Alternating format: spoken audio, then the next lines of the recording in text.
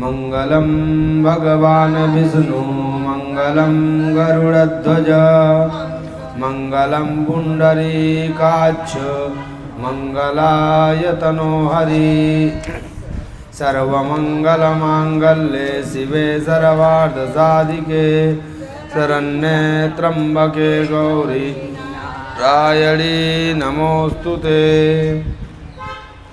हरि ओम वक्रतुंड महाकाय सूर्यकोटि समप्रभ निर्विघ्नं कुरु मे देव सर्वकार्येषु सर्वदा। श्री कृष्ण गोविंद हरे मुरारी हे नाथ नारायण वासुदेव जीवेति बसवामृत में तदेव गोविंद दामोदर वादमेति। ओम क्लीं कृष्णाय वासुदेवाय हरये परमात्मने प्रणतक्लेशनाशाय गोविंदाय नमो नमः। जयंती मंगला काली भद्रकाली कपालिनी दुर्गा क्षमा शिवा धात्री स्वाहा सुधा नमोस्तुते। मनोजवम मारुततुल्यवेगं जितेन्द्रियं बुद्धिमतां वरिष्ठं वातात्मजं वानरयूथमुख्यं श्रीरामदूतं शरणं प्रपद्ये। आपदामपहर्तारं दातारं सर्वसंपदां लोकाभिरामं श्रीरामं भूयो भूयो नमाम्यहम्। मृत्युंजय महादेव त्राहि मां शरणागतं जन्म मृत्यु जरा व्याधि पीड़ितं कर्म बंधनै। बोलिए श्रीमद्भागवत महापुराण की। श्री अम्बे मात की, उमापति महादेव की, लक्ष्मी नारायण भगवान की। राधे राधे। आज धूम मार्ग और अचरादि मार्ग से जाने वालों की गति का और भक्ति योग की उत्कृष्टता का वर्णन कपिल देव जी अपनी माता से कहते हैं कि अथ ये व ग्रह में धियान धर्माने वावसन गृहे काममर्थं च धर्मान स्वान दोग्धि भूय विपर्तितान् स चापि भगवद्धर्मात् काममूढ़ परांगमुख यजते क्रतुभिर्दावेन पितृश्च श्रद्धयान्वितः। कपिल भगवान क्या कहते हैं कि हे माता जी, जो पुरुष घर में रहकर सकाम भाव से गृहस्थ के धर्मों का पालन करता है और उनके फलस्वरूप अर्थ एवं काम का उपभोग करके फिर उन्हीं का अनुष्ठान करता रहता है, वह तरह तरह की कामनाओं से मोहित रहने के कारण भगवत धर्मों में विमुख हो जाता है और यज्ञों द्वारा श्रद्धा पूर्वक देवता तथा पितरों की ही आराधना करता रहता है। उसकी बुद्धि उसी प्रकार की श्रद्धा से युक्त रहती है, देवता और पितर ही उसके उपास्य रहते हैं। अतः वह चंद्रलोक में जाकर उनके साथ सोमपान करता है और फिर पुण्य क्षीण होने पर इसी लोक में लौट आता है। बोलिए राधे राधे। जिस समय प्रलय काल में शेष सैया पर भगवान शयन करते हैं, उस समय सकाम गृहस्थाश्रमियों को प्राप्त होने वाले सब लोक लीन हो जाते हैं। जो विवेकी पुरुष अपने धर्मों का अर्थ और भोग विलास के लिए उपयोग नहीं करते, बल्कि भगवान की प्रसन्नता के लिए ही उनका पालन करते हैं, वे अनासक्त प्रशांत शुद्ध चित्त निवृत्ति धर्मपरायण ममता रहित और अहंकार शून्य पुरुष स्वधर्म पालन रूप सत्व गुण के द्वारा सर्वथा शुद्ध चित्त हो जाते हैं। वे अंत में सूर्य मार्ग के द्वारा सर्वव्यापी पूर्ण पुरुष श्री हरि को ही प्राप्त होते हैं। उपादान कारण और उसकी उत्पत्ति पालन एवं संहार करने वाले जो लोग परमात्म दृष्टि से हिरण्यगर्भ की उपासना करते हैं, वे दो परार्ध में होने वाले ब्रह्मा जी के प्रलय पर्यंत उनके सत्यलोक में ही रहते हैं। बोलिए राधे राधे। वेदकर ब्रह्मा जी भी जो समस्त स्थावर जंगम प्राणियों के आदिकरण हैं, मरीचि आदि ऋषियों, योगेश्वरों, सनकादियों तथा योग परवर्त सिद्धों के सहित निष्काम कर्म के द्वारा आदि पुरुष श्रेष्ठ सगुण ब्रह्मा को प्राप्त होकर भी भेद दृष्टि और उपस्थित होता है।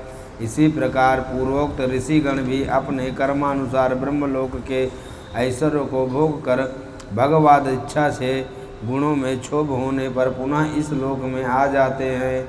जिनका चित्त इस लोक में आसक्त है और जो कर्मों में श्रद्धा रखते हैं, वे वेद में कहे हुए काम्य और नित्य कर्मों का सांगोपांग अनुष्ठान करने में ही लगे रहते हैं। विष्ठा भोजी कुकर सुकर आदि जीवों के विष्ठा चाहने के समान जो मनुष्य भगवत कथा अमृत को छोड़कर निंदित विषय वार्ताओं का सुनते हैं, वो तो अवश्य ही विधाता के मारे हुए उनका बड़ा ही मंदभाग गए। गर्भाधान से लेकर अंत्येष्टि सब संस्कारों को विधि पूर्वक करने वाले इस काम कर्मी सूर्य से दक्षिण ओर के पितृयान और धूम मार्ग से पितृस्वर अर्यमा के लोक में जाते हैं। बोलिए राधे राधे। माता जी पितृलोक के भोग लेने पर जब उनके पुण्य क्षीण हो जाते हैं, तब देवता लोग वहाँ विवश होकर तुरंत ही इस लोक में गिरना पड़ता है। इसलिए माता जी जिनके चरण कमल सदा भजने योग्य हैं, उन भगवान का तुम उन्हीं के गुणों का आश्रय लेने वाली भक्ति के द्वारा सब प्रकार से भजन करो। भगवान वासुदेव के प्रतिक्रिया हुआ भक्ति योग तुरंत ही संसार में वैराग्य और ब्रह्म साक्षात्कार रूप ज्ञान की प्राप्ति करा देता है। वस्तुतः सभी विषय भगवत होने के कारण समान हैं, अतः जब इंद्रियों की वृत्तियों द्वारा भी भगवत का चित्त उनमें प्रिय अप्रिय विस्मता और अनुभव नहीं करता, सर्वत्र भगवान का ही दर्शन करता है, उसी समय वह संग रहित सब में समान रूप से स्थित हो जाता है। पूजनीय माता जी, मैंने तुम्हें यह ब्रह्म साक्षात्कार का साधन रूप ज्ञान सुनाया। इसके द्वारा और पुरुष के यथार्थ स्वरूप का बोध हो जाता है। देवी, निर्गुण ब्रह्म विषयक ज्ञान योग और मेरे प्रति किया हुआ भक्ति योग, इन दोनों का फल एक ही है, उसे ही भगवान कहते हैं। जिस प्रकार रूप रस एवं गंध आदि अनेक गुणों का आश्रयभूत एक ही पदार्थ भिन्न भिन्न इंद्रियों द्वारा विभिन्न रूप से अनुभूत होता है, वैसे ही शास्त्र के विभिन्न मार्गों द्वारा एक ही भगवान की अनेक प्रकार से अनुभूत होती है। देवी, अविद्या जनित कर्म के कारण जीव की अनेकों गतियाँ होती हैं, उनमें जाने पर वह अपने स्वरूप को नहीं पहचान सकता। मैंने तुम्हें जो ज्ञान उपदेश दिया उसे दुष्ट दुर्वनीति घमंडी दुराचारी और धर्मध्वजी पुरुष को नहीं सुनना चाहिए, न सुनाना चाहिए। जो विषय लोलुप हो, ग्रहशक्त हो, मेरा भक्त ना हो अथवा मेरे भक्तों में द्वेष करने वाला हो, उसे भी इसका उपदेश कभी ना सुनाएं। जो अत्यंत श्रद्धालु भक्त विनयी, दूसरों के दोष दृष्टि ना रखने वाला, सब प्राणियों से मित्रता रखने वाला, मत शून्य और पवित्र हो तथा मुझे परम प्रियतम मानने वाला हो, उसे इसका अवश्य उपदेश करें। मैत्रेय जी कहते हैं कि एवं निशम्य कपिलस्य वचो जनित्री सागरदमस्य दयिता किल देवहूति वितस्त्रस्तमोहपटलात्तम विप्रणम्य तुष्टाव तत्व विषयांकित सिद्धि भूमि। मैत्रेय जी कहते हैं, विदुर जी, श्री कपिल भगवान के ये वचन सुनकर कर्दम जी की प्रिय पत्नी माता देवहूति के मोह का पर्दा फट गया और वह तत्व प्रतिपादक सांख्य शास्त्र के ज्ञान की आधार भूमि भगवान श्री कपिल जी को प्रणाम करके उनकी स्तुति करने लगे। अथाप्योऽन्तः सलिले शयानं भूतेन्द्रियार्थात्मयं वपुस्ते गुणप्रवाहं सदेशबीजं दद्यौ स्वयं यज्ञधराब्जजाता। देवहूति जी ने कहा, कपिल जी, ब्रह्मा जी आपके ही नाभि कमल से प्रकट हुए हैं। उन्होंने प्रलय कालीन में जल में शयन करने वाले अपने पंचभूत इंद्रिय शब्दादि विषय और मनोमय विग्रह का जो सत्वादि गुणों से प्रवाह से युक्त सत्य दुरूप और कार्य एवं कारण दोनों का बीज है ध्यान किया जाता है। आप निष्क्रिय सत्य संकल्प संपूर्ण जीवों के प्रभु तथा सहस्त्रों अचिंत्य शक्तियों से संपन्न हैं। विभो, आप पापियों का दमन और अपने आज्ञाकारी भक्तों का अभ्युदय एवं कल्याण करने के लिए स्वेच्छा से देह धारण किया करते हैं। अतः जिस यह कपिला अवतार भी मुमुक्षुओं के ज्ञान मार्ग दिखाने के लिए हुआ है। बोलिए कपिल भगवान की राधे राधे। भगवान आपके नामों का श्रवण और कीर्तन करने से तथा भूले भटके कभी कभी आपका वंदन या स्मरण करने से ही कुत्ते का मांस खाने वाला चंडाल भी सोमयाजी ब्राह्मण के समान पूजनीय हो सकता है। फिर आपका दर्शन करने से मनुष्य कृत हो जाए।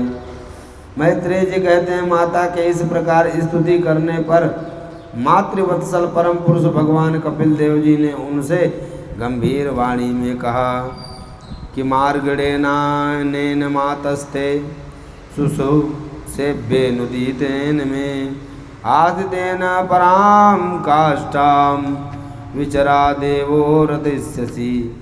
कपिल जी ने कहा, माता जी, मैंने तुम्हें जो यह सुगम मार्ग बताया, इसका अवलंबन करने से तुम शीघ्र ही परम पद प्राप्त कर लोगी।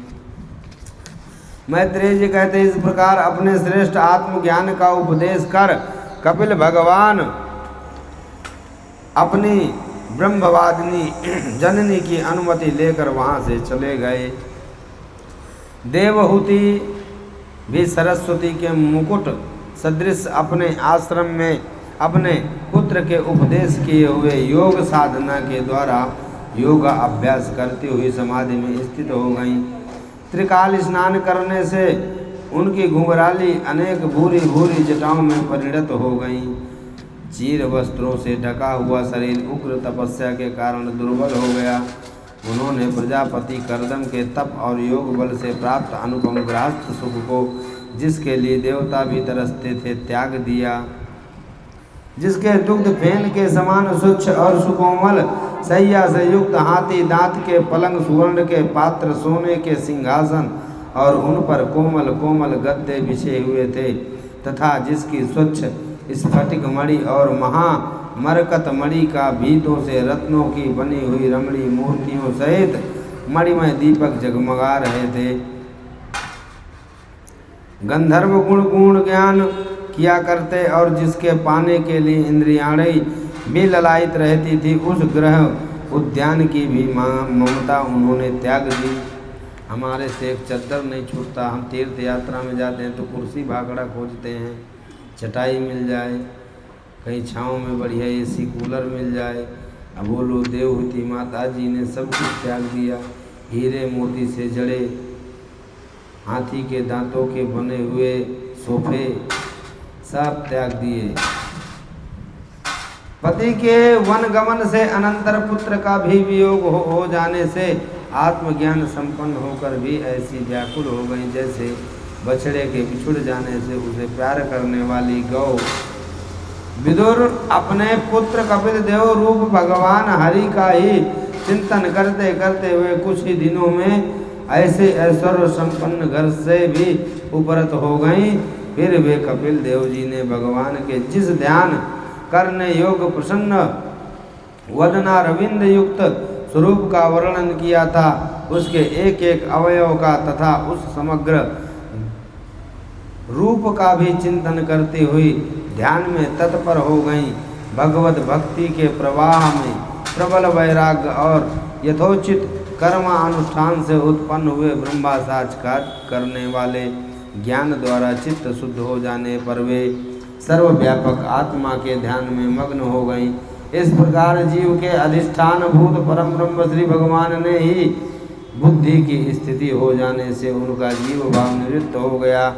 उनके शरीर का पोषण भी दूसरों के द्वारा ही होता था, किंतु किसी प्रकार का मानसिक क्लेश न होने के कारण वह दुर्बल नहीं हुआ। विदुर जी कहते हैं, इस प्रकार देवहूति जी ने कपिल देव जी के बताए हुए मार्ग द्वारा थोड़े ही समय में नित्य मुक्त परमात्मा स्वरूप श्री भगवान को प्राप्त कर लिया। वीरवर जिस स्थान पर उन्हें सिद्धि प्राप्त हुई थी वह परम पवित्र क्षेत्र त्रिलोकी में सिद्धिपद नाम से विख्यात हुआ। साधुत्व भाव विदुर जी योग साधन के द्वारा उनके शरीर के सारे दैहिक मल दूर हो गए थे। वह एक और सब प्रकार की सिद्धि देने वाली हुई। सिद्धि चरण गंधर्व मुनि अप्सरा उनकी स्तुति करते हैं तथा सांख्याचरणगण भी उनका सब प्रकार से स्तवन करते हैं। ओम तत्सत जगदम्बा अर्पणमस्तु। बोलिए गजानन गणपति भगवान की राधे राधे। स्वयंभू मनु की कन्याओं का वंश का वर्णन श्री मैत्री जी कहते हैं कि मनोस्तु शतरूपायाम तिस्रः कन्याश्च जगिरे आकुतिर देवहूतिश्च सुतिरिति विसस्रवा। श्री मैत्री जी कहते हैं, विदुर जी स्वयंभू मनु के महारानी शतरूपा से प्रियव्रत और उत्तानपाद इन दोनों पुत्रों के सिवा 3 कन्याएं भी हुई। आकुति, देवहूति और प्रसूति के नाम से विख्यात थी। आकुति का यद्यपि उसके भाई तो भी महारानी शतरूपा की अनुमति से उन्होंने रुचि प्रजापति के साथ पुत्र का धर्म के अनुसार विवाह किया। प्रजापति रुचि भगवान के अनन्य चिंतन के कारण ब्रह्म तेजमय संपन्न थे। उन्होंने आकुति के गर्भ से एक पुरुष और स्त्री का जोड़ा उत्पन्न किया। उनमें जो पुरुष था वह साक्षात यज्ञ स्वरूपधारी भगवान विष्णु थे और जो स्त्री थी वह भगवान से कभी अलग न रहने वाली लक्ष्मी जी की अंश स्वरूपा दक्षिणा थी। मनु जी अपनी पुत्री आकुति के उस परम तेजस्वी पुत्र को बड़ी प्रसन्नता से अपने घर ले आए और दक्षिणा को रुचि प्रजापति ने अपने पास रखा। जब दक्षिणा विवाह के योग्य हो गई तो उसने यज्ञ भगवान को ही पति रूप में प्राप्त करने की इच्छा की। तब भगवान यज्ञ पुरुष ने उससे विवाह किया। इससे दक्षिणा को बड़ा संतोष हुआ। भगवान ने प्रसन्न होकर उससे 12 पुत्र उत्पन्न किए। उनके नाम हैं तोष, प्रतोष, संतोष, भद्र, शांति, ईडस्पति, इद्म, कवि, विभु, सोहर्ण, सुदेव और रोचन। ये ही स्वयंभू मनवंतर में तुषित नाम के देवता हुए।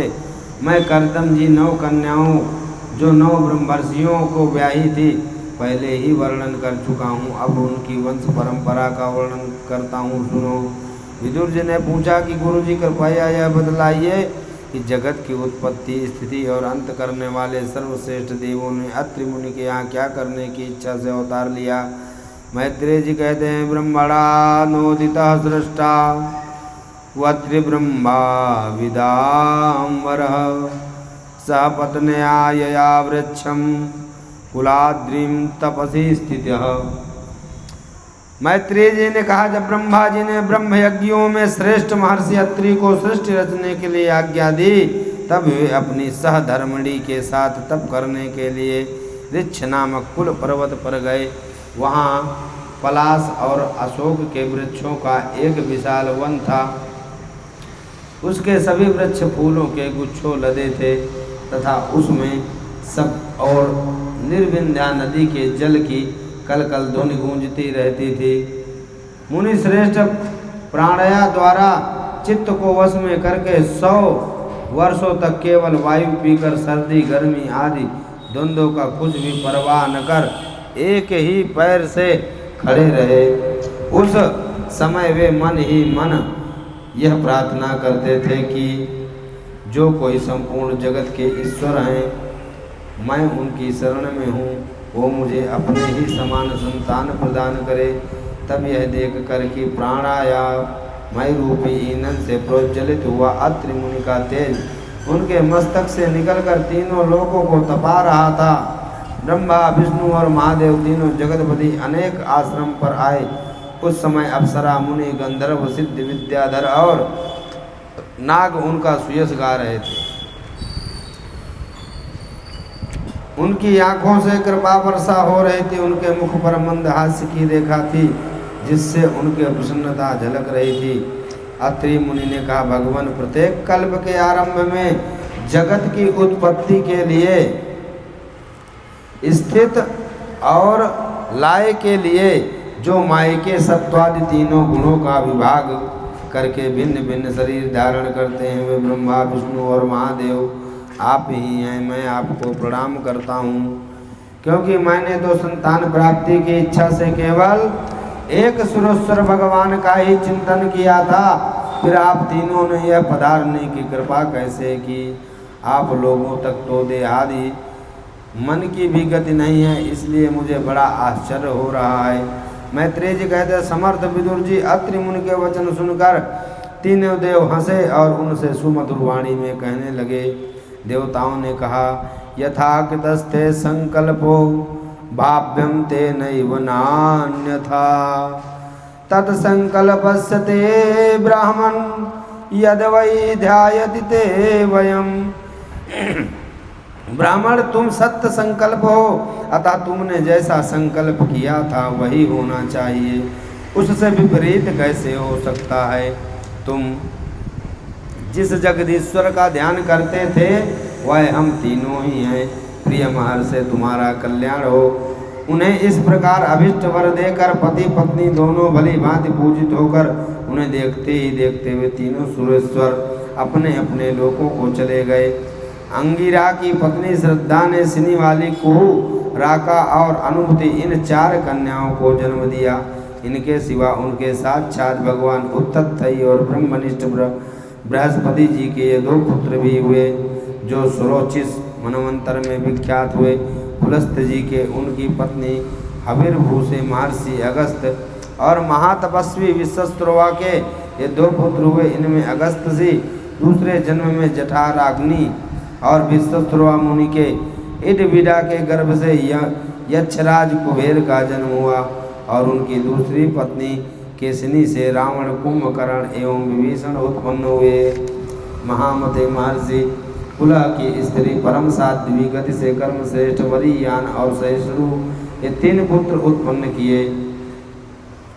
महाभाग भृगु जी ने अपनी भार्या ख्याति से धाता और विधाता नामक पुत्र तथा श्री नाम की एक भगवत परायण कन्या उत्पन्न की। उनमें से मृकंड के मारकंडे, प्राण के मुनिवर वेदश्री का जन्म हुआ। भृगु जी के एक कवि नामक पुत्र भी थे। उनके भगवान उष्णा मतलब शुक्राचार्य हुए। ब्रह्मा जी के पुत्र दक्ष प्रजापति मुनुनंद ने प्रसूति विवाह किया। उससे उन्होंने सुंदर नेत्रों वाली 16 कन्या उत्पन्न की। भगवान दक्ष ने उनमें से 13 धर्म को, 1 अग्नि को, 1 समस्त पितृगणों को और 1 संसार का संहार करने वाले तथा जन्म मृत्यु से छुड़ाने वाले भगवान शंकर को दे दी। श्रद्धा, मैत्री, दया, शांति, तुष्टि, पुष्टि, क्रिया, उन्नति, बुद्धि, मेधा, तितिक्षा, रीम और मूर्ति ये धर्म की पत्नियां हैं।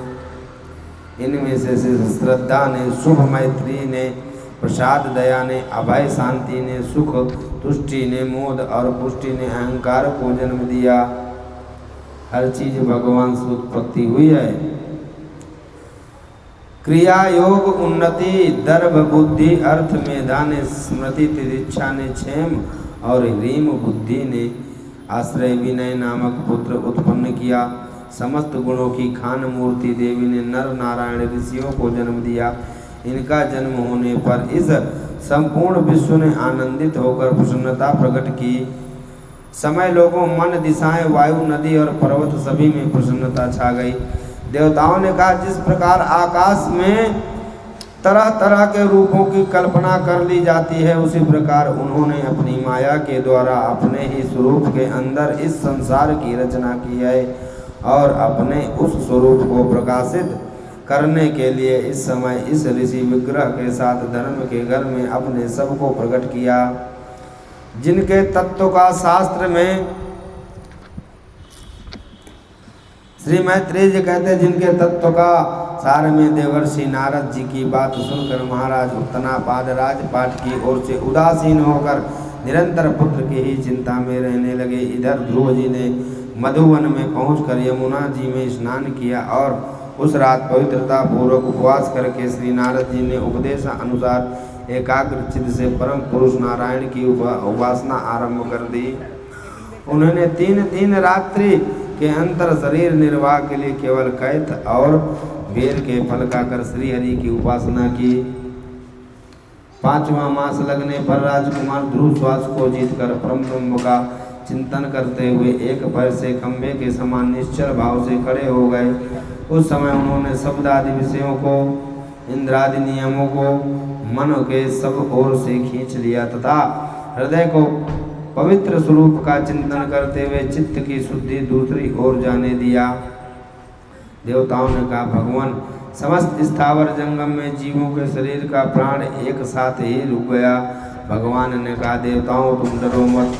उत्तानपाद के पुत्र ध्रुव ने अपने चित्त को मुझ विश्वात्मा में लीन कर लिया है। बोलिए ध्रुव भगवान की। मैत्रेय जी कहते हैं कि विदुर जी भगवान के इस प्रकार आश्वासन देने से देवताओं का भय जाता। ध्रुव जी ने कहा, प्रभु, आप सर्वशक्तिमान संपन्न, आप ही मेरे अंतःकरण में प्रवेश करके राधे राधे अपने तेज से मेरी इस सोई हुई वाणी को सजीव करते तथा हाथ, पैर, कान और त्वचा आदि अनन्य इंद्रियों एवं प्राणों को भी चेतना देते हैं। आपकी जय हो। हे भगवान, आप एक ही हैं, परंतु अपनी अनंत गुणमय माया शक्ति से इस महादारी संपूर्ण प्रपंच को रचकर अंतर्यामी रूप से उसमें प्रवेश कर जाते हैं। अनंत परमात्मन मुझे तो आप उन विशुद्ध हृदय महात्मा भक्तों का संग दीजिए। राधे राधे। श्री भगवान ने कहा, उत्तम व्रत का पालन करने वाले राजकुमार मेरे, मैं तेरे हृदय का संकल्प जानता हूँ। यद्यपि उस पाद का प्राप्त होना बहुत कठिन है, तो भी मैं तुझे वह देता हूँ, तेरा कल्याण हो। भद्र, जिस तेजोमय अविनाशी लोक को आज तक किसी ने प्राप्त नहीं किया, जिसके चारों ओर ग्रह, नक्षत्र और तारण रूप ज्योति चक्र उसी प्रकार चक्कर काटता है, जिस प्रकार मेढी के चारों ओर दौरी के बैल घूमते हैं। यहाँ भी जब तेरे पिता तुझे राज सिंहासन देकर वन को चले जाएंगे, तब तू 36,000 वर्ष तक धर्म पूर्वक पृथ्वी का पालन करेगा। तेरी इंद्रियों की शक्ति ज्यों की त्यों बनी रहेगी। बोलिए राधे राधे। मैत्रेय जी कहते, बालक ध्रुव इस प्रकार पूजित हो, उसे अपना पद प्रदान भगवान श्री गरुड़ध्वज उसे देखते देखते अपने लोक में चले गए। विदुर जी पूछे, ब्राह्मण मायापति श्री हरि का परम पद तो अत्यंत दुर्लभ और भी मिलता उनके चरण कमलों की उपासना से ही है। श्री मैत्रेय जी ने कहा, राधे राधे। ध्रुव जी का हृदय अपनी सौतेली माता के वाक बाणों से बिंद गया तथा वर मांगने समय भी उन्हें उनका स्मरण बना हुआ था। ध्रुव जी मन ही मन कहने लगे, हो सनकादि ऊर्ध्व रेता निश्चित ब्रह्मचारी सिद्ध भी उन्हें समाज द्वारा अनेकों जन्म में प्राप्त कर पाते हैं। मैत्रेय जी कहते, तात तुम्हारी तरह जो लोग श्री मुकुंद पदार बिंद मकरंद के ही मधुकर जो निरंतर प्रभु की चरण रज का ही सेवन करते हैं और जिनका मन अपने आप आई हुई सभी परिस्थितियों में संतुष्ट रहता है, वे भगवान से उनके सेवा के सिवा अपने लिए और कोई पदार्थ नहीं मांगते। सुवर्ण जटित रथ पर सवार होकर वे झटपट नगर के बाहर आए। उन उनके आगे वेद ध्वनि होती जाती तथा शंख दुंदुभि एवं वंशी आदि अनेक दोनों रानियां सुनती और सुरुचि भी सुवर्णमय आभूषणों से विभूषित राजकुमार उत्तम के साथ उपवन में पास जा पहुँचे। तदंतर सज्जनों में अग्रणी ध्रुव जी ने के पिता चरणों में प्रणाम किया और उनसे आशीर्वाद पाकर कुशल प्रश्नादि से सम्मानित हो दोनों माताओं को प्रणाम किया। विदुर जी इस प्रकार सभी लोग ध्रुव के प्रति अपना लाड प्यार प्रकट कर रहे थे। उसी समय उनके भाई उत्तम के सहित हथनी पर चढ़कर महाराज उत्तनापाद ने बड़े हर्ष के साथ राजधानी में प्रवेश किया। उस समय सभी लोग उनके भाग्य की बड़ाई कर रहे। नगर में जहाँ तहाँ मगर के आकार के सुंदर दरवाजे बनाए गए थे तथा फल फूलों के गुच्छों के सहित केले के खंभे सुपारी के पौधे सजाए गए थे। वह श्रेष्ठ भवन महामूल्य मणियों की लड़ियों से सुसज्जित हो रहा था और राजर्षि उत्तनपाद ने अपने पुत्र के अति अद्भुत प्रभाव की बात देवर्षि नारद से पहले ही सुन रखी थी। फिर यह देख कर कि अब ध्रुव तरुण अवस्था को प्राप्त हो गए हैं, अमात्य वर्ग उन्हें आदर की दृष्टि से देखते हैं। उत्तम का मारा जाना, ध्रुव का यक्षों के साथ युद्ध।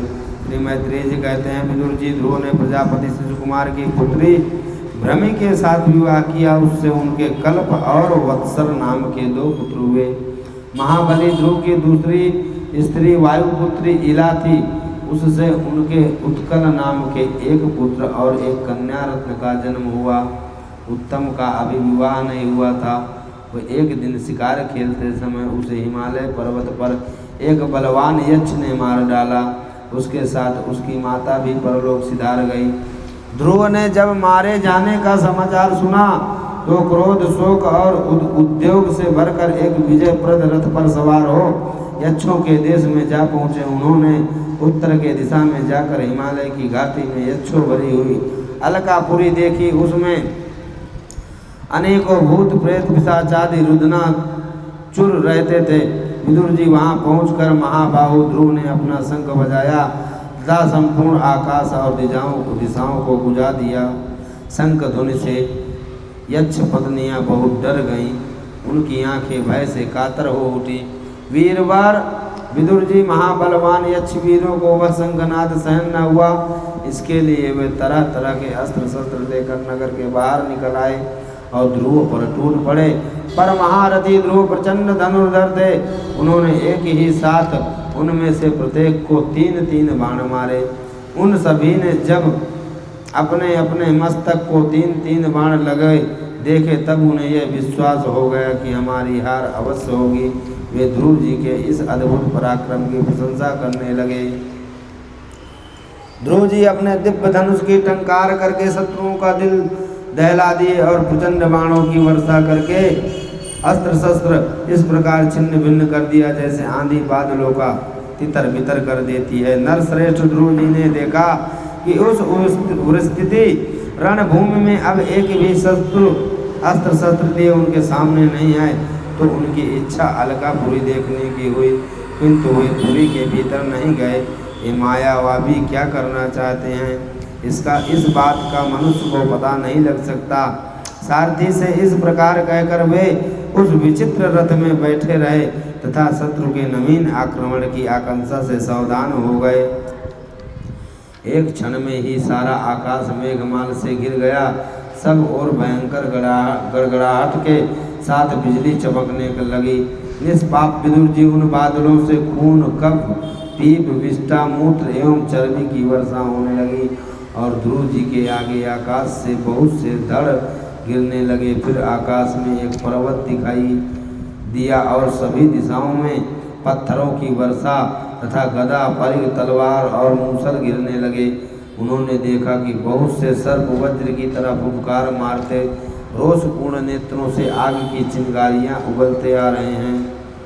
मुनियों, उत्तानपाद नंदन ध्रुव, शरणागत भयभंजन सांगपणि भगवान नारायण तुम्हारे शत्रुओं का संहार करें। भगवान का तो नाम ही ऐसा है कि जिस सुनने और कीर्तन करने मात्र से मनुष्य दुस्तर मृत्यु के मुख से अनायास ही बच जाता है। बोलिए राधे राधे। हम जिंदगी भर विचार करते रहते हैं भगवान एक है, अनेक है, कितने हैं। एक साधु महात्मा थे, ऐसे रास्ते से जा रहे थे, एक राजा को बड़ी मन में विचित्र प्रश्न था कि भगवान एक है अनेक हो। बहुत से ब्राह्मणों को बुलाता, बहुत से संतों को पूछता, लेकिन संतोषजनक मन को शांति मिले ऐसा कोई जवाब नहीं मिला। तब एक दिन राजा शिकार खेलने के लिए जंगल की ओर बढ़े और एक अविरल संत आ रहे थे। तो राजा घोड़े में बैठे बैठे पूछे, महाराज प्रणाम, आपसे मैं कुछ पूछूं? बाबा बोले, पूछो बच्चा। राजा बोले कि मेरे 3 प्रश्न हैं, भगवान एक है अनेक है तो देखता किधर है, कर क्या सकता है? महात्मा बोले कि मैं नीचे खड़ा हूँ तो घोड़ा में बैठा, ये भी भला कोई पूछने का तरीका है? अरे घर ले जाओ, कुछ माल पुआ दूध पानी खिलाओ, सेवा करो, फिर उसके बाद पूछो। राजा मन ही मन समझ गए कि कोई अविरल संत महात्मा हैं। घोड़े से नीचे उतरकर भगवान संतों को प्रणाम कर संत को घर ले गए, उनकी सेवा की। जब शाम हुई तब पूछे कि अब पूछूं, तो बोले अकेले सुनना चाहता है या पूरे राज्य के लोगों के साथ? राजा बोले सबको पता चले और अच्छी बात। बोले उसके लिए तो टाइम लगेगा लोगों को इकट्ठा करने में। महात्मा बोले हमें कौन सी जल्दी है, हमें कहाँ जाना है, आराम से करो, और जब हो जाए तैयारी हो जाए तो एक दिन पहले हमें सूचना दे देना, तब तक बीच में नहीं आना। राजा गया, अपना लोगों को इकट्ठा करने के लिए काम में लग गए। इधर महात्मा की सेवा में किसान आते, रोज़ उनको भोजन पकाते, बढ़िया सेवा करते, उनके कपड़े वस्त्र उनकी कुटिया साफ करते। किसान बड़े परम हृदय से भगवान महात्मा की सेवा करते। दिन बीतते गए, राजा एक दिन पहले सूचना भिजवाए कि कल जो है शाम को राज दरबार में सभी लोग इकट्ठा होंगे, आप उन तीनों प्रश्न के उत्तर दीजिएगा। गुरुजी बोले ठीक है। किसान आया, गुरुजी बोले कि आप मेरे बहुत अच्छे सेवक हैं, बहुत अच्छे चेले हैं, आप मेरे चेले बनेंगे, आप साधु बनेंगे। किसान बोला कि माई बाप, गुरुजी मेरे 2 बच्चे हैं छोटे छोटे, गृहस्थी हूँ, सब कुछ छोड़ के बाबा बन गए तो मैं क्या करूँगा? महाराज बोले हम बनने के लिए कह रहे हैं, होने के लिए नहीं। हम साधु बनने के लिए कह रहे हैं, साधु होने के लिए नहीं। साधु बनना है आपको, साधु होना नहीं है। क्योंकि साधु होना और साधु बनना दोनों में फर्क है। साधु बनना बढ़िया रंगे चुके कपड़े, बढ़िया बसंत त्रिपुंड जटा माला, ये न बढ़िया ये बन गए और महात्मा हो गए, साधु हो गए। आप चाहे कुर्सी में बैठे रहो, चाहे भूमि में, चाहे माला हो कि ना हो, भगवा कलर हो कि ना हो, वस्त्र हो कि ना हो, जगह अच्छी हो या बुरी, हो गए। आत्मा से साधु हो गए, भगवान के हो गए, और जिस समय से हो गए उस समय से हो गए। किसान बोले ठीक है गुरुजी, मूड मुड़ाए, हरी मुलाए, सबको उल्या मुड़वाए। किसान फट दे अपना मूड उड़मड़ाया, बढ़िया चुटिया रखी, बढ़िया त्रिपुंड उड़ लगाकर एकदम साधु महात्मा बन गए तैयारी के साथ। और जो महात्मा थे वो किसान बन गए, जो महात्मा थे वो किसान का ड्रेसअप ले लिया, और जो किसान थे वो महात्मा बन गए। राज दरबार में गए, राजा बढ़िया आओ भगत से महात्मा को सिंहासन पर बैठा दिए, बगल में अपने सिंहासन के बगल में बैठा दिए, बढ़िया राजगद्दी जैसी एक राजगद्दी दी। और किसान जो महात्मा के रूप में किसान थे, तो वो किसान जो साधु के रूप में थे उनके बाजू में बैठ गए। राजा प्रश्न किया कि भगवान एक है कि अनेक है, तो देखता किधर है, मिलेगा कैसे, कर क्या सकता है? महात्मा के रूप में जो किसान थे उन्हें पहले से ही सब महात्मा जी ने पट्टी पढ़ा के तैयार करके लाए थे कि क्या क्या बोलना है। तो किसान के रूप में जो महात्मा थे बोले कि बस ये तुच्छ से प्रश्न, ये जवाब तो मेरा बेटा किसान दे देगा। राजा साहब बोले ये लोग 1 महीनों तैयारी किए और भी ये तुच्छ से जवाब वो किसान दे देगा। बोले हमें जवाब से मतलब है कोई दे। महात्मा के रूप में जो किसान थे राजा के सामने आए। राजा पहला प्रश्न किया कि भगवान एक है या अनेक है। किसान के रूप में जो महात्मा थे बोले भाई पढ़े लिखे हम हैं नहीं, कुछ गिनती करने के लिए लाओ तो बताएं। तो मोती ढेर सारी एक पात्र में राजा ने मोती मंगाए, मोती के मन के। राधे राधे। राजा को महात्मा के रूप में जो किसान थे बोले गिनो, तो राजा 1 उठाए, बोले 1, बोले बहुत अच्छी बात, रख दो बाजू में, रख दिए। राजा दूसरी उठाए, बोले 2, बोले राजा होकर झूठ बोलते हो, कहाँ है 2? दिख तो एक ही रहा है, गिनती में 2 है, 3 है, 4 है, 5 है, पर दिख एक ही रहा है। इसलिए कहते हैं जिसकी रही भावना जैसी, तिन मूरत प्रभु देखी तैसी। आप जिस रूप में देखो वो आपको उस रूप में मिलेगा, पर वो एक है, एक होकर भी अनेक है। राजा का दूसरा सवाल था कि भगवान है कहाँ, मिलेगा कैसे? महात्मा के रूप में जो किसान थे बोले पहले कुछ खिलाओ पिलाओ, कि सवाल ही पूछते रहो, हमें दूध पीना है, दूध मंगाओ। राजा साहब फट दे आज्ञा दिए। बढ़िया पका हुआ 1.5 लीटर दूध पात्र में, सोने के पात्र में लेके आए, रखे। अब किसान के रूप में जो महात्मा थे उस दूध में हाथ डालकर कुछ खोजने लगे। राजा बोले ये क्या कर रहे हैं? बोले हमारे घी खाने की इच्छा है, हम घी निकाल रहे हैं। राजा बोले घी ऐसे थोड़ी निकलेगा। तो बोले कैसे निकलेगा? बोले पहले से जमाओ, फिर मथानी से भाओ, फिर मक्खन निकालो, फिर अग्नि में तपाओ, तब घी निकलेगा। तो बोले भगवान भी ऐसे नहीं मिलते राजा साहब। बोले विश्वास रूपी दही जमाओ, विश्वास रूपी दही जमाओ, फिर ज्ञान रूपी मथानी से भाओ, फिर भक्ति जैसा मक्खन निकलेगा, तप रूपी अग्नि में तपाओ, तब परमात्मा मिल जाएंगे। और तीसरा प्रश्न क्या था राजा का कि भगवान क्या कर सकता है? तब जो महात्मा के रूप में किसान थे क्या बोले कि राजा अभी तुम मेरे विद्यार्थी हो, मेरे से प्रश्न पूछ रहे हो और मैं नीचे बैठा हूँ, तुम ऊपर बैठे हो। पहले मुझे अपने सिंहासन पर बैठाओ और मेरे सामने घुटने टेक के एक शिष्य की भांति मुझसे पूछो। राजा बोला जो आज्ञा। किसान रूपी जो संत थे उनको अपने राज सिंहासन पर बैठा दिया और स्वयं वो आगे सामने हाथ जोड़कर हाथ बांधकर खड़ा हो गया और पूछने लगा। तब महात्मा के रूप में जो किसान थे कि देख भगवान का खेल, तेरे जैसे राजा को मेरे सामने, मुझ जैसे तुच्छ किसान के सामने हाथ बांधकर खड़ा करवा दिया और मैं देख सिंहासन पर बैठा हूँ तुच्छ किसान होकर। भगवान यही करता है। बोलिए राधे राधे। स्वयंभू मनु का ध्रुव जी को युद्ध बंद करने के लिए समझाना। मैत्रेय जी कहते हैं विदुर जी ऋषियों के ऐसा कथन सुनकर महाराज ध्रुव ने आचमन कर श्री नारायण के बनाए हुए नारायण अस्त्र को अपने धनुष पर चढ़ाया। उस बाण के चढ़ाते ही यक्षों द्वारा रची हुई नाना प्रकार की माया उसी क्षण नष्ट हो गई। जिस प्रकार ज्ञान का उदय होने पर अविद्या का क्लेश नष्ट हो जाता है।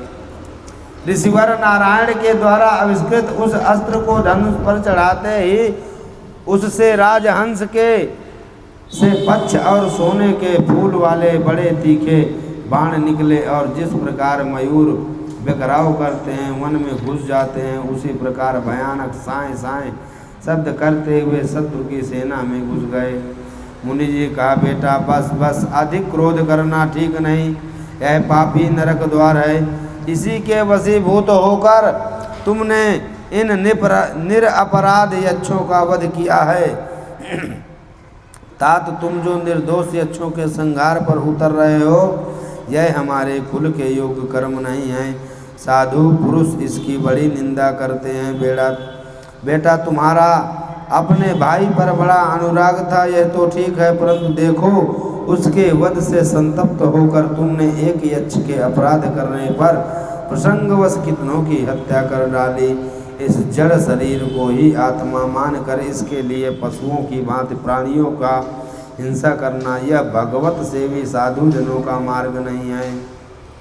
तुम्हें तो प्रभु की अपना प्रिय भक्त समझते हैं तथा भक्तजन भी तुम्हारा आदर करते हैं। तुम साधु जनों के पथ प्रदर्शक हो, फिर तुमने ऐसा निंदनीय कर्म क्यों किया। बेटा ध्रुव, देहादि के रूप में परिणत हुए पंचभूतों से स्त्री पुरुष आविर्भाव होता है और फिर उनके पारस्परिक समागम से दूसरे स्त्री पुरुष उत्पन्न होते हैं। ध्रुव, इस प्रकार भगवान की माया से सत्वादि गुणों का न्यूनाधिक भाव होने से भक्तों द्वारा शरीर की रचना होती है। बेटा, ये कुबेर के अनुचर तुम्हारे भाइयों को मारने वाले नहीं हैं, क्योंकि मनुष्य के जन्म मरण का वास्तविक कारण तो ईश्वर है। एकमात्र वही संसार को रचता, पालता और नष्ट करता है।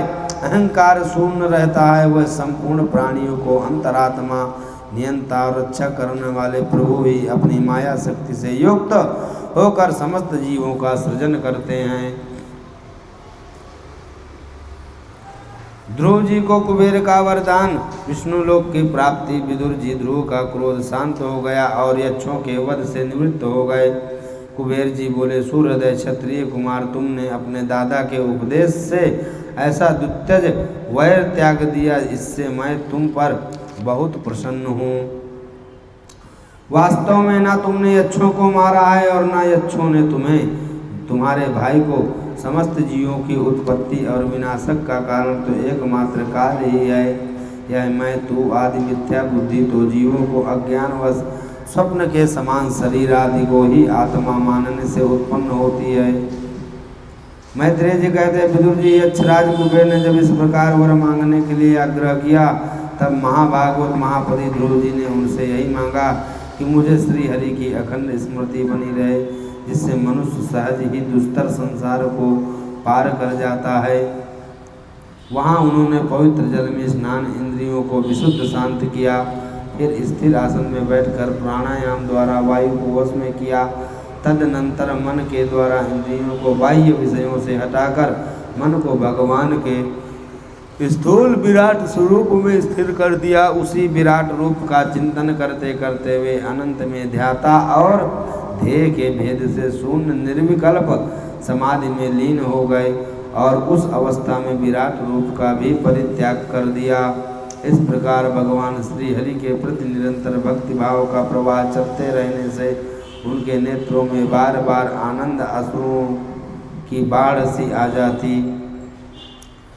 उसमें दो श्रेष्ठ पार्षद गदाओं सहारा लिए खड़े थे। उनके चार भुजाएं थी, सुंदर श्याम शरीर था, किशोर अवस्था थी और अरुण कमल के समान नेत्र थे। वे सुंदर वस्त्र, किरीट, हार, भुजगंध और अति मनोहर कुंडल धारण किए हुए थे। उन्हें पुण्य श्लोक श्री हरि के सेवक जान ध्रुव जी ने हड़बड़ाहट में पूजा आदि का क्रम भूल सहसा खड़े हो गए और ये भगवान के पार्षदों में प्रधान ऐसा समझकर उन्होंने श्री मधुसूदन के नामों का कीर्तन करते हुए उन्हें हाथ जोड़कर प्रणाम किया। सुनंद और नंद कहने लगे, राजन, आपका कल्याण हो, आप सावधान होकर हमारी बात सुनिए। आपने 5 वर्ष की अवस्था ही तपस्या करके सर्वेश्वर भगवान को प्रसन्न कर लिया था। हम उन्हीं निखिल जगन नियंता सांगपाणी भगवान विष्णु के सेवक हैं और आपको भगवान के धाम में ले जाने के लिए आए हैं। बोलिए ध्रुव भगवान की। नंद और सुनंदन ने ध्रुव के हृदय की बात जानकर उन्हें दिखलाया कि देवी सुनीति आगे आगे दूसरे विमान पर जा रही हैं। उन्होंने क्रमशः सूर्य आदि सभी ग्रह देखे। इस प्रकार उत्तनापाद के पुत्र भगवत प्राण श्री ध्रुव जी के तीनों लोकों के ऊपर उसके निर्मल चूड़ामणि के समान विराजमान हुए। श्री मैत्रेय जी कहते हैं, विदुर जी, तुमने मुझसे उदारकीत ध्रुव जी के चरित्र के विषय में पूछा था, सो मैंने तुम्हें वह पूरा सुना दिया। साधु जन इस चरित्र की बड़ी प्रशंसा करते हैं। सुत जी कहते हैं कि शौनक जी श्री मैत्रेय जी मुनि के मुख से ध्रुव जी के विष्णु पद आरूढ़ होने का वृत्तांत सुनकर विदुर जी के हृदय में भगवान विष्णु की भक्ति का उद्रेक हो गया और उन्होंने फिर मैत्रेय जी को प्रश्न करना आरंभ किया। विदुर जी भगवत परायण मुनि ये प्रेचेता कौन थे, किसके पुत्र थे, किसके वंश में प्रसिद्ध हुए और कहाँ यज्ञ किया था। भगवान के दर्शन से कृतार्थ नारद जी परम भागवत हैं ऐसा मैं मानता हूँ। उन्होंने पंचरात्र का निर्माण करके श्रीहरि का पूजा पद्धति रूप क्रिया प्रयोग उपदेश किया है। जिस समय प्रचेता गण सुधर्म का आचरण करते हुए भगवान यज्ञेश्वर की आराधना कर रहे थे, उसी समय भक्त प्रवर नारद जी ने ध्रुव का गुणगान किया। ब्राह्मण उस स्थान पर उन्होंने भगवान की जिन जिन लीला कथाओं का वर्णन किया वे सब पूर्ण रूप से मुझे सुनाइए, मुझे सुनने की इच्छा है। बोलिए राधे राधे। मैत्रेय जी कहते हैं ऋतजीवों की बात सुनकर यजमान अंग बहुत उदास हुए। तब उन्होंने याजनाओं की अनुमति से मौन तोड़कर सदस्यों से पूछा। सदस्यों ने कहा राजन इस जन्म में तो आपसे तनिक भी अपराध नहीं हुआ।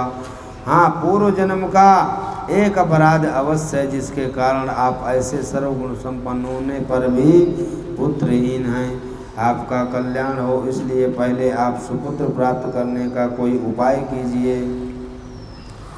इस प्रकार राजा अंग को पुत्र प्राप्ति करने का निश्चय कर ऋतुजी ने पशु में यज्ञ रूप से रहने वाले श्री भगवान विष्णु के पूजन के लिए पुरोडस नामक चरु समर्पण किया। अग्नि में आहुति डालते ही अग्निकुंड से सोने के हार और शुभ वस्त्रों से विभूषित एक पुरुष प्रकट हुए। वे एक स्वर्ण पात्र में सिद्ध खीर लिए हुए उद्धार बुद्धि राजा अंगन के याजकों की अनुमति से अपनी अंजलि में वह खीर ले ली और उसे स्वयं सूंघ कर प्रसन्नता पूर्वक अपनी पत्नी को दिया।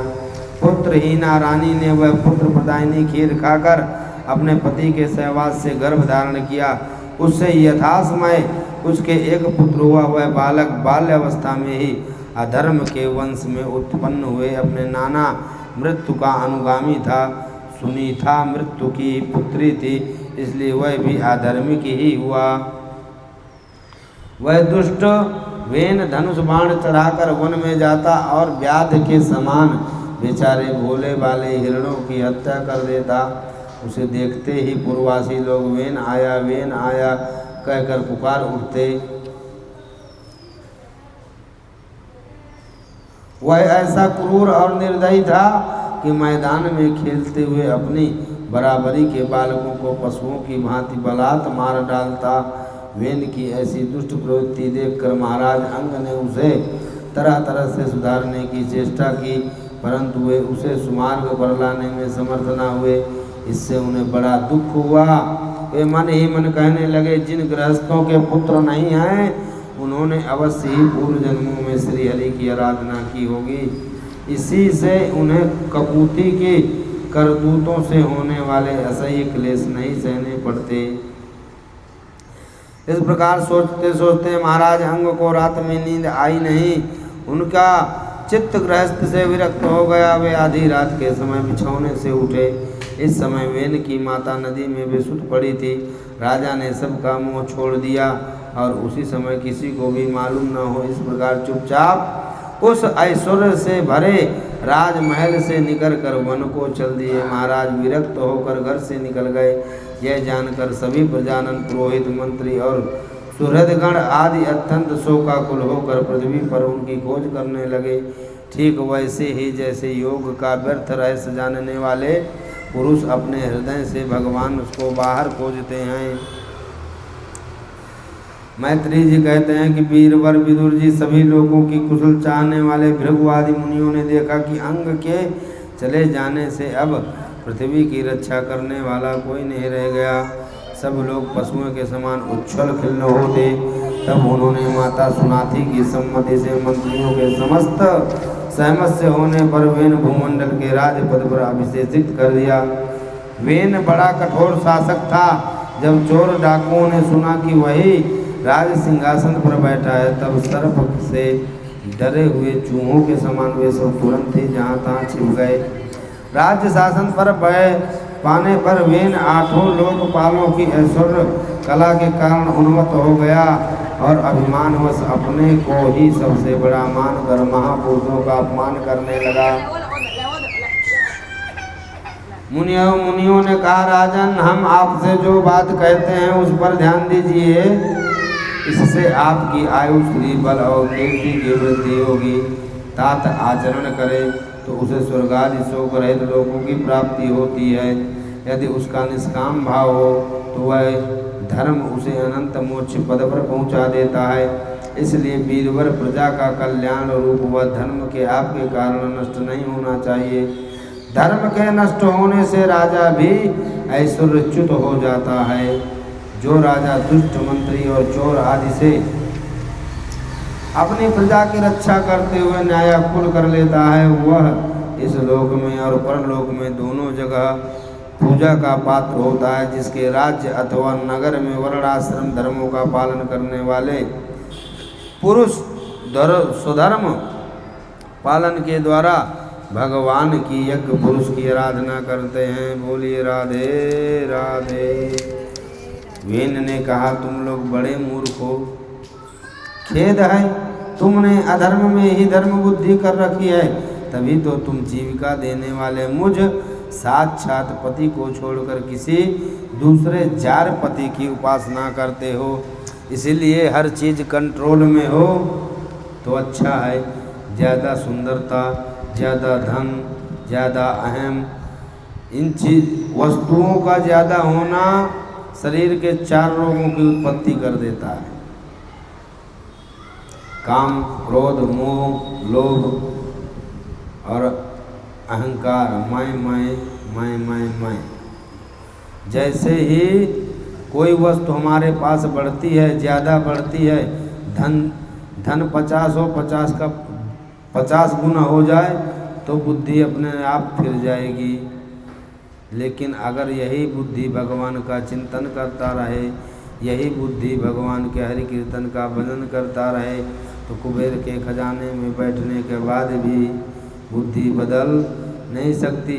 क्योंकि शरीर के किसी कोने में मूर्छा लगा हो तो धीरे धीरे जब सड़न एक जगह शुरू हो जाए तो शुरू में ही दवा करा लेनी चाहिए। उंगली सड़ गई तो हाथ ना काटना पड़े। अगर उंगली काटने से हाथ बचता है तो उंगली काट देनी चाहिए। तो अगर काम, क्रोध, लोभ थोड़ा भी बढ़े तो उसको अभ्यास रूपी भगवान के कीर्तन भजन की तलवार से तत्क्षण उसको नष्ट कर देना चाहिए। क्यों? क्योंकि बाद में ये रोग बढ़ गए तो बहुत से अस्पताल घुमाओ, जल्दी ठीक नहीं होते। फिर बहुत बड़े प्रेमानंद भगवान जैसे डॉक्टर ही ऐसे रोगों को नष्ट कर सकते हैं। श्रीमद् भागवत महापुराण कीर्तनमय शास्त्र ज्ञान और भगवान का हरि कीर्तन गुणगान सुनने से ही फिर इन रोगों की शांति होती है। मैत्रेय जी कहते हैं, इस प्रकार विपरीत बुद्धि होने का कारण वह अत्यंत पापी और कुमारगामी हो गया। उसका पुण्य क्षीण हो चुका था। इसलिए मुनियों को बहुत विनयपूर्वक प्रार्थना करने पर भी उसने उनकी बात पर ध्यान ना दिया। इस प्रकार अपने छुपे हुए क्रोध को प्रकट उन्होंने उस मारने का निश्चय कर लिया। वह तो भगवान की निंदा करने के कारण पहले ही मर चुका था। इसलिए केवल हुंकारों से ही उन्होंने उसका काम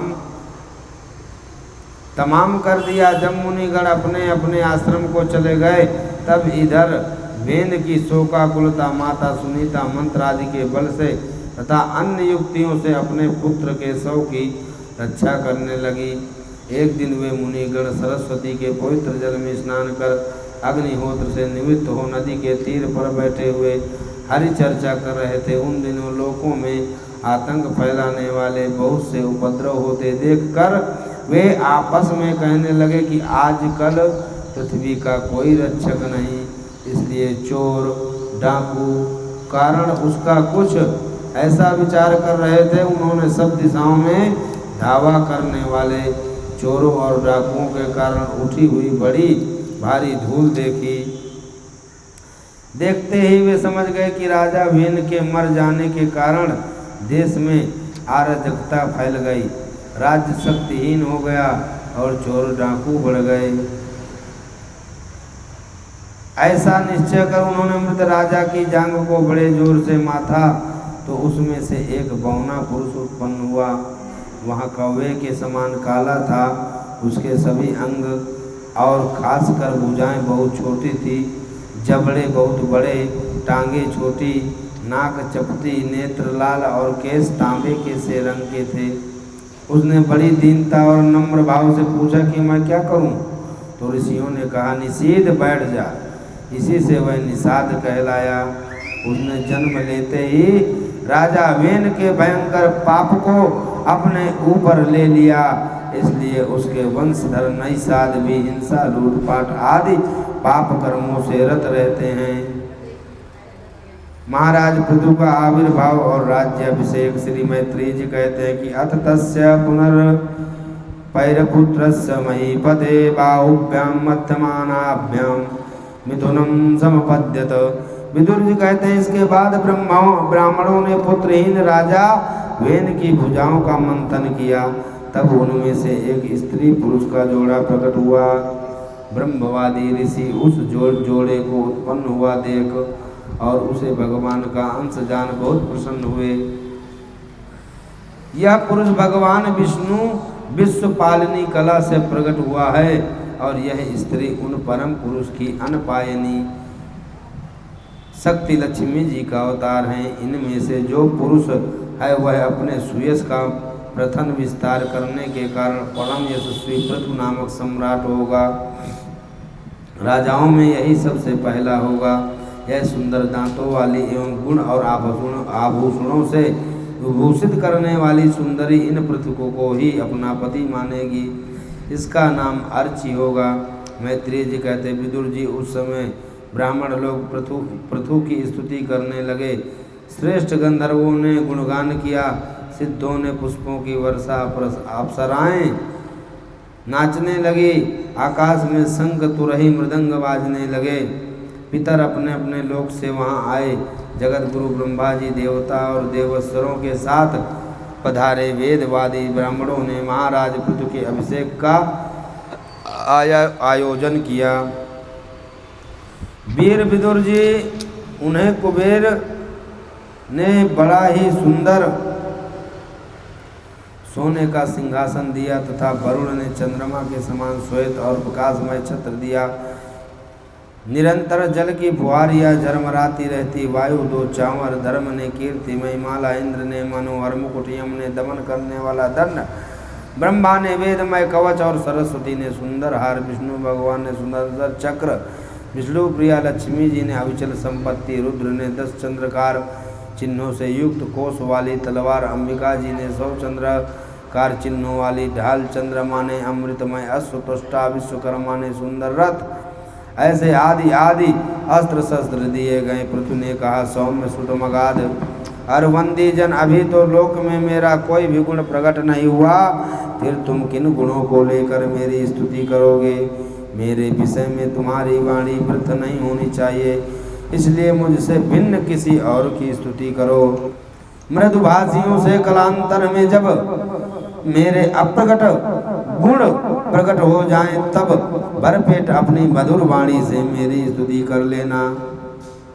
श्री मैत्रेय जी कहते हैं कि महाराज पृथु ने जब इस प्रकार कहा, तब उनके वचनामृत का आस्वादन करके सुत आदि गायक लोग बड़े प्रसन्न और फिर मुनियों ने प्रेरणा से उनकी इस प्रकार स्तुति करने लगे कि नालम वयम ते महिमानुवर्णेन यो देववर्यो अवतार मायया वेनांगज जातस्य च पौरुषालिते वाचस्पतिनामपि मब्रुमूर्धयः। आपने जन्म तो राजा वेन के मृतक शरीर से लिया है, किंतु आपके पौरुषों का वर्णन करने में साक्षात ब्रह्मा जी की बुद्धि भी चकरा जाती है। राधे राधे।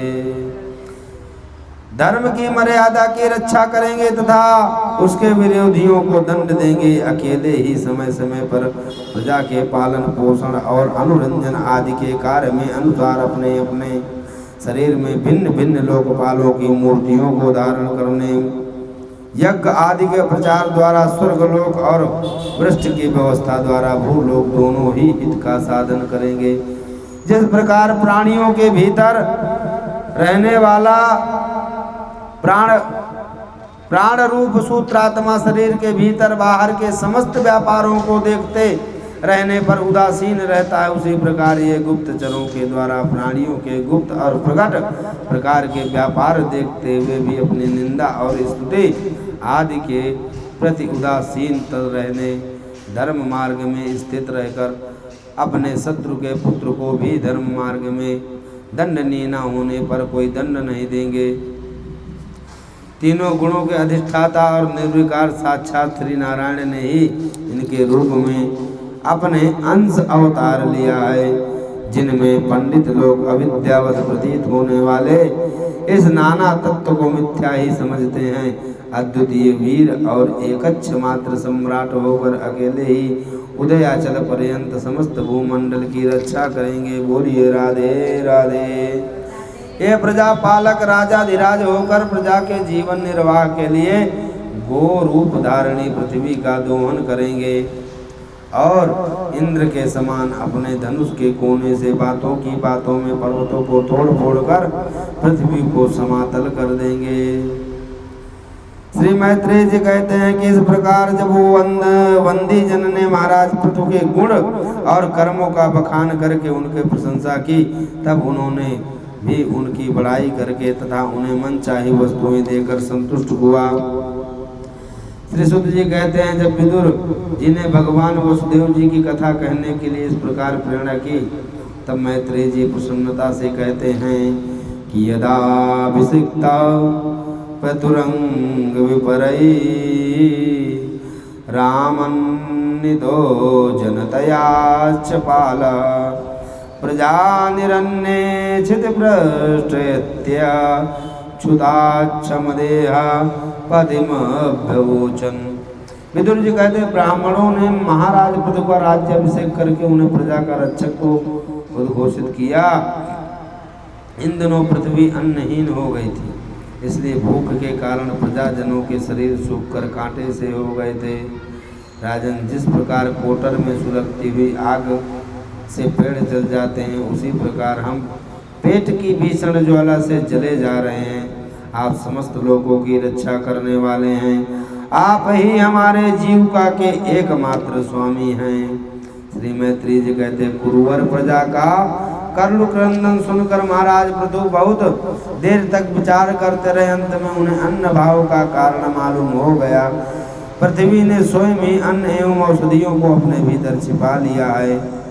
अपनी बुद्धि से इस बात का निश्चय करके उन्होंने अपना धनुष उठाया और त्रिपुर विनाशक भगवान शंकर के समान अत्यंत क्रोधित होकर पृथ्वी को लक्ष्य बनाकर बाण चढ़ाया। उन्हें शास्त्र उठाए देखी पृथ्वी काम उठी और जिस प्रकार व्याध के पीछा करने पर हारिणी भागती है, उसी प्रकार वह डर कर गौका के रूप धारण करके भागने लगी।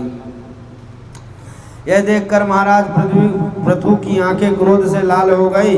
वह जहाँ जहाँ पृथ्वी गई वहाँ वहाँ धनुष पर बाण चढ़ाए उसके पीछे लगे रहे। दिशा विदिशा स्वर्ग पृथ्वी अंतरिक्ष में जहाँ जहाँ दौड़ कर जाते उसे महाराज पृथु हथियार उठाए अपने पीछे दिखाई देते। स्त्रियां कोई अपराध करे तो साधारण जीव भी उन पर हाथ नहीं उठाते, फिर आप जैसे करुणामय और दीन वत्सल तो ऐसा कर ही रहे कैसे सकते हैं। मैं तो एक सदृश नौका के समान हूँ, सारा जगत मेरे ही आधार पर स्थित है। मुझे तोड़कर आप अपने को और अपनी प्रजा को जलने के ऊपर कैसे रखेंगे। महाराज पृथ्वी ने कहा कि पृथ्वी तू मेरी आज्ञा का उल्लंघन करने वाली है। तू यज्ञ में देवता रूप से भाग लेती है किंतु उसके बदले में हमें अन्न नहीं देती, इसलिए आज मैं तुझे मार डालूंगा। तू जो प्रतिदिन हरी हरी घास खा जाती है और अपने धन का दूध नहीं देती, ऐसी दुष्टता करने पर तुझे दंड देना अनुचित नहीं कहा जा सकता। इस समय महाराज पृथुकाल की भांति क्रोधमय मूर्ति धारण किए हुए थे। उनके शब्द सुनकर धरती कांपने लगी, थरथराने लगी। पृथ्वी ने कहा कि नमः परस्यै पुरुषाय मायया विनन्यस्तनाने तनवे कुलात्मने नमः स्वरूपानुभवेन निर्दुत दिव्य क्रियाकार कविभ्रमोमय। आप साक्षात परम पुरुष हैं तथा अपनी माया से अनेक प्रकार के शरीर धारण कर गुणमय जान पड़ते हैं। वास्तव में आत्मानुभाव के द्वारा आप अधिभूत अध्यात्म और आदिदैव संबंधी अभिमान और उसमें उत्पन्न हुआ राग द्वेष को सर्वदा रहित मैं आपको बारंबार नमस्कार करती हूँ। कल्प के आरंभ से आपने अपने आश्रित रहने वाली अनिवर्चयी माया से ही इस चराचर की जगत की रक्षा की। एक बार तो मेरा उद्धार करके आपने धराधर नाम पाया। आज वही आप वीर मूर्ति से जल के ऊपर नौका के समान स्थित मेरे ही आश्रय रहने वाले प्रजा की रक्षा के करने के अभिप्राय से पहने पहने बाण चढ़ाकर दूध न देने के अपराध से मुझे मारना चाहते हैं। मुझ जैसे लोग तो आपके भक्ति की लीलाओं का भी आशय नहीं समझ सकते, फिर आपकी किसी क्रिया का उद्देश्य न समझे तो इसमें आश्चर्य ही क्या है। अतः जो इंद्रिय संयमादि के द्वारा विरोचित यज्ञ का विस्तार करते हैं, ऐसे आपके भक्तों को भी मैं नमस्कार करती हूँ। बोलिए श्री राधे राधे, बोलिए श्री पुरुषोत्तम भगवान की, श्रीमद्भागवत महापुराण की, आज के आनंद की।